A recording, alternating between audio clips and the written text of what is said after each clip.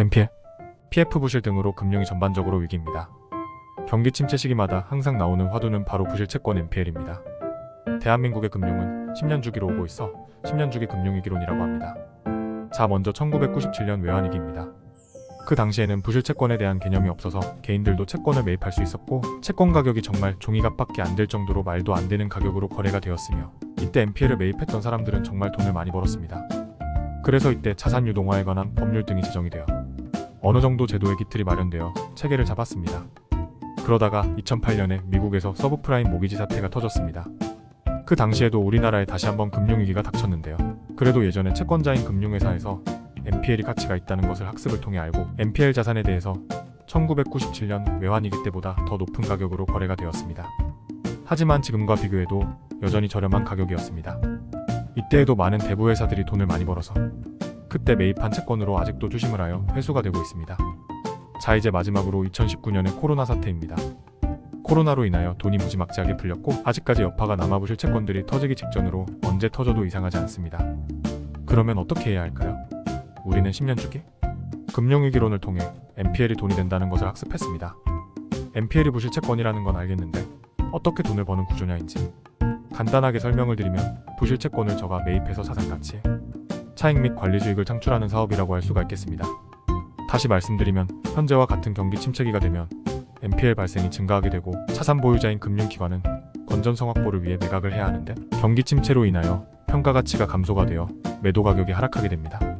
그래서 매수자들이 저가 매입을 하여 채권 관리 노하우와 적절한 관리를 통해 수익을 얻게 되고 경기가 회복하게 되면 다시 자산 가치가 상승되어 다시 채권 매각을 통해 매각 차익을 얻을 수 있습니다. NPL 비즈니스를 대략 이해는 했겠는데 NPL은 어떤 종류가 있느냐 하면 대부분 사람들도 그렇고 미디어에서도 NPL은 주로 담보 위주의 기사가 나오고 있는데 NPL은 담보만 있는 게 아닙니다. NPL은 크게 보면 무담보 NPL과 담보 NPL이 있습니다. 무담보 NPL에는 신용채권과 구제채권이라고 해서 개인회생 채권, 신용회복 채권이 있습니다. 참고로 예전 IMF 시절의 신용채권은 원금의 12%에 담보채권 매각 시거저 끼워주던 시절에 매입했던 대부 회사들이 이때 돈을 많이 벌었습니다.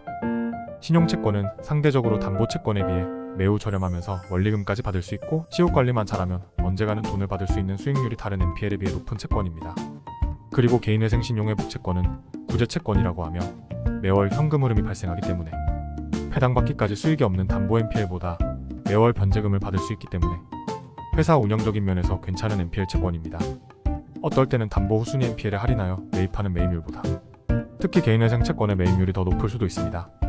다음은 많은 분들이 아시는 담보부 NPL로 보통 일반인들은 경매 물건으로 알고 있는 경우가 많은데 NPL을 이용한 경매가 유입시 훨씬 유리하고 나중에 설명을 드리겠지만 질권 투자를 통한 배당 이익도 받을 수도 있습니다.